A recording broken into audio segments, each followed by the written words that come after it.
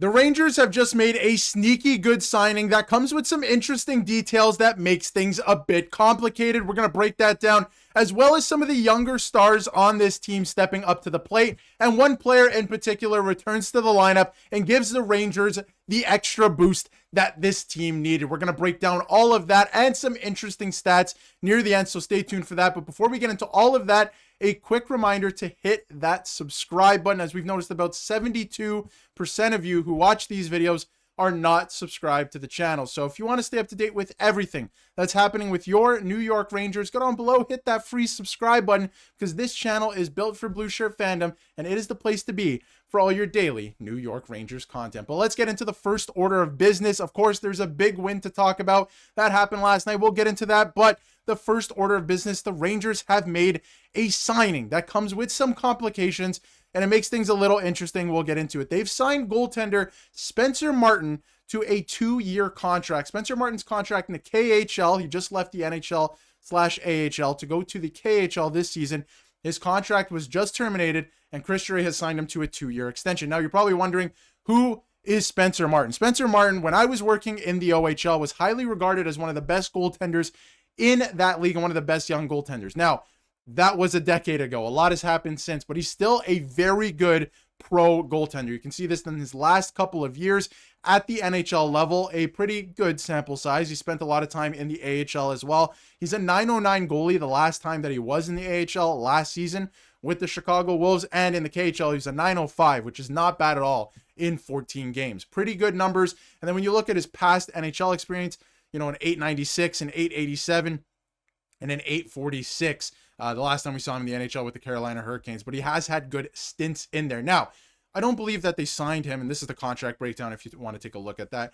I don't believe they signed Spencer Martin to be the backup of this team, first of all, right now, or the starting goaltender. So let's not get ahead of ourselves. I don't even think he's going to be playing in the NHL. He could, and that's where this, signing comes in. I believe he's going to come in and be the backup to Dylan Garand with the Hartford Wolfpack. If there is an injury to either Jonathan Quick or Igor Shesterkin, let's hope there isn't, but it's a long season, things happen. If there is an injury, I believe Spencer Martin will come in as the third goaltender or the injury replacement goaltender at the NHL level, and Garand will continue to be the starter and continue his development with the Hartford Wolfpack. So I think that's what the plan is right now. You bring in a guy with a lot of NHL experience, a lot of AHL experience, a lot of pro experience back into the AHL from the KHL, and I believe he's going to back up Dylan Garand and can split some time there as well. And if there is an injury, I think you call up Spencer Martin, let Dylan Garand do his thing down there in the AHL and continue his development. Now, where things get complicated is they're sending him down to the AHL. So they just signed him. Now he has to clear waivers. There's a lot of teams around the league that could probably use a goaltender. I'm looking at Vancouver right now that just lost Demko, and there's kind of uncertainty around there. I wonder if he gets claimed off waivers. So that's something we're going to have to monitor throughout the day today, because he was just put on waivers last night, or yesterday, I should say, yesterday afternoon. So Spencer Martin has been signed by the New York Rangers.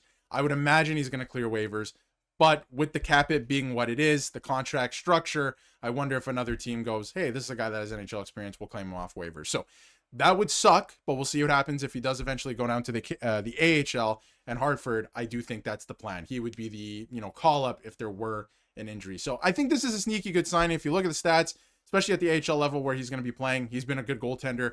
I'm excited to see him. And again, I got to watch him in the OHL years ago, and he was a great goaltender. So I've been following him through his, NHL as AHL career, and he's still been putting up pretty decent numbers. So we'll see how that all plays out. Pretty good signing from Chris Drury, and this is the rest of the breakdown as well. You can see the cap hit this year is $775. Next season, when the league min salary increases to $850, his year 2 comp will be adjusted, so he will be making $812.5. So that's his contract breakdown. Now, to get into some interesting stuff from last night, this game last night against the Tampa Bay Lightning had everything, absolutely everything that you want in a game. You have guys standing up for your goaltender and themselves. You have 7 goals on the board. The Rangers are the best road team in the entire NHL this year, one of the worst home teams, but one of the best road teams, putting up a ton of goals. The young guys are scoring. You got Will Cooley. I like this moment a lot. Igor comes in with a punch because obviously you never like to see your goaltender run. All the guys kind of come in.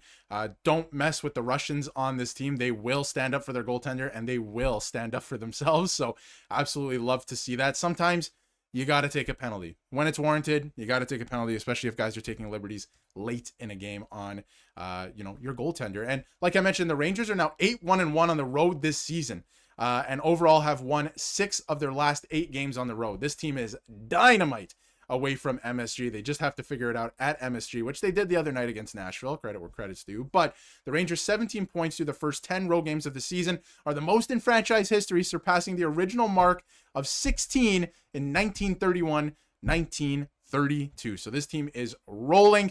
They're feeling good about themselves. You can see this from Wally Walker, that they're blasting music in the locker room after. Google the song. You won't be disappointed. I can't play it for you guys on the channel, but it's a good one. They're feeling pretty good in the room, that's for sure. And you can see how badly, and I want to shout out Phil for this, how badly this team was missing Trocheck.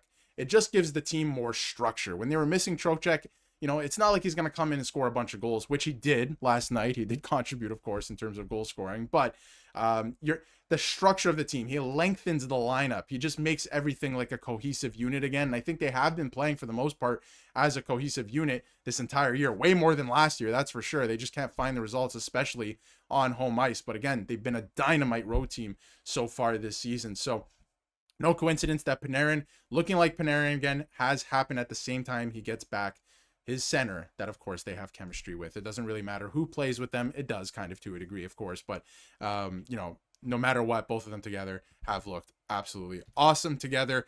He's been great. Forecheck, backcheck, Trocheck. That's a new one.